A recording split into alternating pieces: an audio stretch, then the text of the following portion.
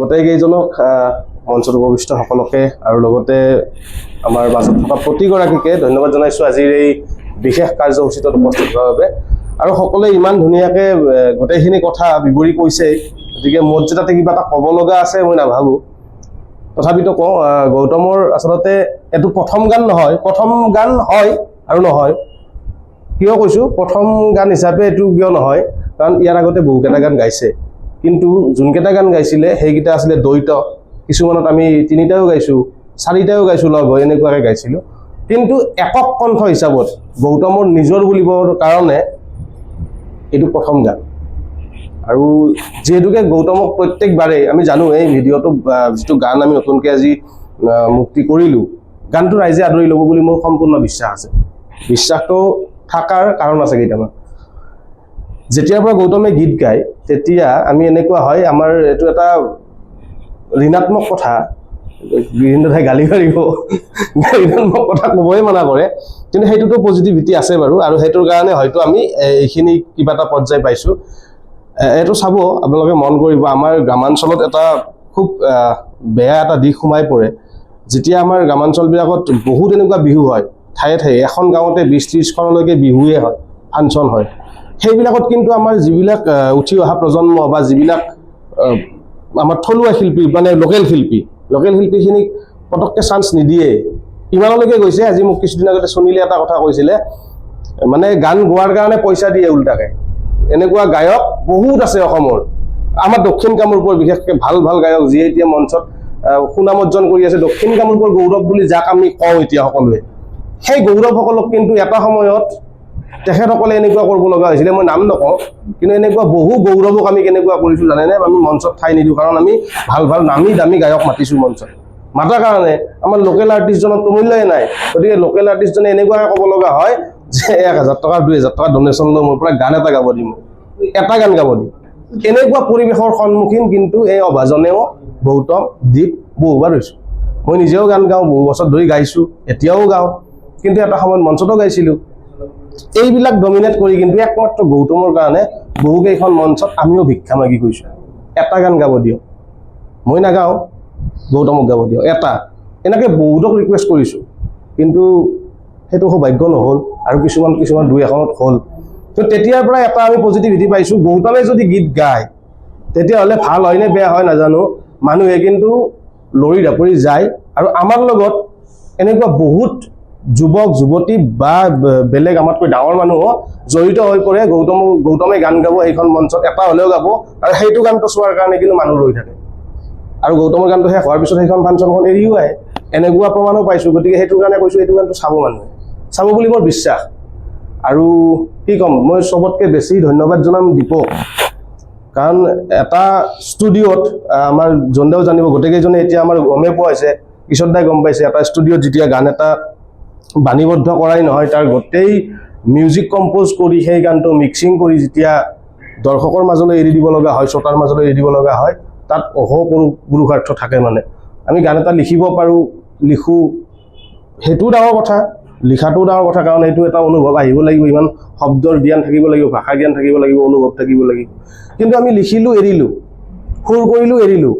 তাৰ পিছত যি 10-12 দিন 15 দিনৰ যিটো প্ৰচেছ দীঘলীয়া যাত্ৰা সেইটোত কোনোবাখিনিত অকলে এজন মানুহে যুঁজি থাকিব লগা হয় অকলে এখন যুদ্ধ কৰি থাকিব লগা হয় আৰু সেই যুদ্ধখন দীপে কৰিছে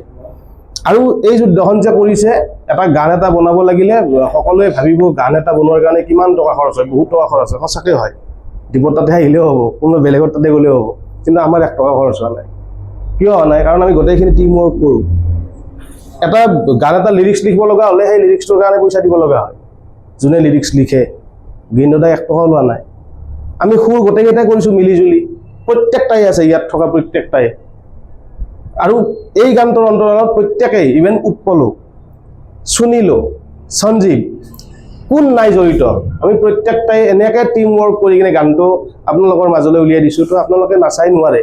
চাবই লাগিব এইটো মোৰ ফালৰ পৰা গেৰাণ্টি মই আকৌ কৈছোঁ গানটো চাব লাগিব আপোনালোকে কাৰণ চাব গতিকে প্ৰত্যেকজনকে ধন্যবাদ জনাইছোঁ আৰু সঁচাকৈ আমাৰ গিৰিন্দৰে কোৱাৰ দৰে দীপে কোৱাৰ দৰে আমি যিখিনি আশা কৰিছিলোঁ ইয়াৰ পৰা আশা কৰোঁ এই আগৰ পৰা কিন্তু আগতে কৈ দিওঁ নীল আকাশক বহুত ভাল পায় আমি প্ৰত্যেকেই ভাল পাওঁ কিন্তু ইয়াৰ সমান ভাল পাব আমি কোনেও নোৱাৰোঁ ই যিমান ভাল পায়, যদি নীলাকাশ দাই চাই আছে আপুনি গম পাই চাগে এবাৰ বাৰ্থডে উইচ কৰিছিলে ইয়াক, গতিকে তেতিয়াৰ পৰাই আপুনি সেইটো কথা মনত পেলাব, বহুত ভাল পায়। আৰু তেতিয়াৰ পৰা নীলাকাশৰে গান গায়, কিন্তু এইটো গান অকণমান ব্যতিক্ৰম। এইটো গান কাৰো দৰে নহয়, এইটো গান নীলাকাশৰ দৰে গোৱা নাই, এইটো গান জুবিনৰ দৰে গোৱা নাই, শ্ৰদ্ধা জুবিন গাৰ্গদেৱৰ দৰে গোৱা নাই, এইটো গান কোনো স্বনামধন্য শিল্পীৰ দৰে গোৱা নাই। এইটো গান গাইছে গৌতম জ্যোতি হাজৰিকাৰ দৰে। গানটো সেইকাৰণেও চাব লাগিব, গৌতম জ্যোতি হাজৰিকাইনো কেনেকুৱাকৈ গীত গায়, আগতে গাইছে কিন্তু এনেকুৱাকৈ কেনেকৈ গান গায়, এইটো গৌতম জ্যোতিৰ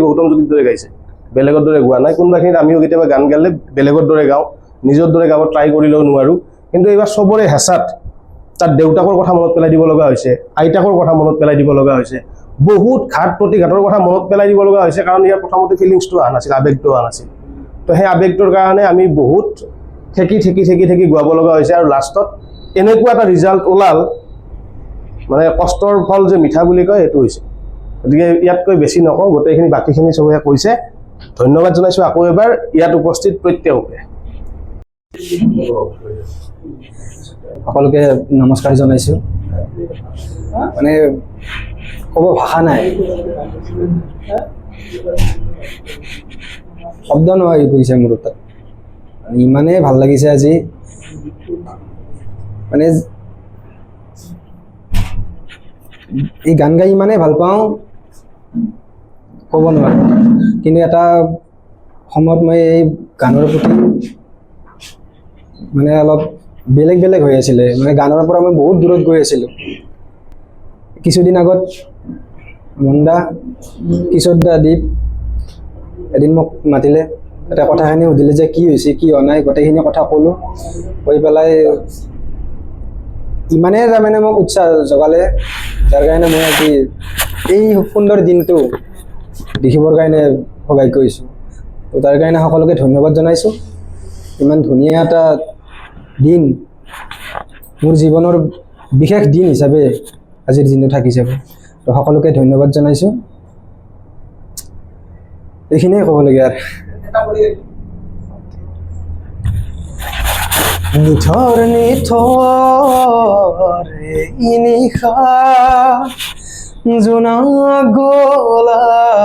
তুমি নতা, এতিয়া মাথো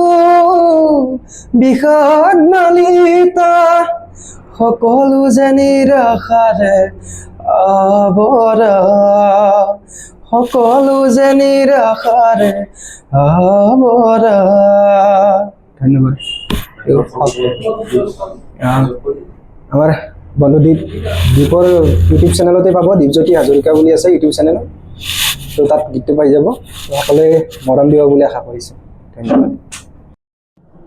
মোৰ মান্যবৰসকললৈ মই শ্ৰদ্ধা নিবেদিছোঁ। আজি আচলতে ক'ব লাগিলে আজি খুব দিন বুলিয়ে ক'ব লাগিব।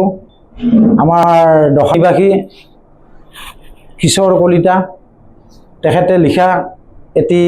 গীতৰ আজি শুভ উদ্বোধনৰ কাৰণে আমাৰ চেলেম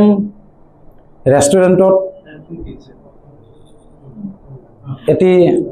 অনুষ্ঠান আয়োজন কৰি এই গীতটো উন্মোচনৰ কাৰণে মই আমন্ত্ৰণ কৰি আনি যি সন্মান যাচিলে, তাৰ বাবে কিশোৰ লগতে গৌতম আটাইলৈ মই ধন্যবাদ জ্ঞাপন কৰিছোঁ। আৰু আশা ৰাখিছোঁ এই নিথৰ নিশা এই গীতটো আজি শুভ উদ্বোধন হওক, আৰু মই আশা ৰাখিছোঁ এই গীতটোৱে যাতে অসমত ইমূৰৰ পৰা সিমূৰলৈ এটা সুনাম অৰ্জন কৰিব পাৰে, মই আশাবাদী। আৰু ইয়াৰ পিছতো যাতে কিশোৰ কলিতাই লিখা গীত পুনৰাবৃত্তি গৌতম হাজৰিকাই যাতে সুৰ গ্ৰহণ কৰি সুৰ প্ৰদান কৰি ইয়াতকৈ যাতে ভাল গীত গাই ৰাইজৰ এটা আপ্লুত কৰিব পাৰে, অসমত সুনাম অৰ্জন কৰিব পাৰে, যাতে আমাৰ পলাশবাৰী সমষ্টিত এনেকুৱা লিখক বা গীত লিখক বা সুৰকাৰ আছে সেইটো সকলোৱে জানক, তাৰ কামনা কৰিছোঁ, আশীৰ্বাদ কৰিছোঁ মোৰ ফালৰ পৰা। পুনৰাবৃত্তি ইয়াতকৈ যাতে ভাল ধৰণে গীত লিখি সুৰ প্ৰদান কৰি ৰাইজৰ মাজত উৎসাহ উদ্দীপনা আগবঢ়াব পাৰে। ধন্যবাদ।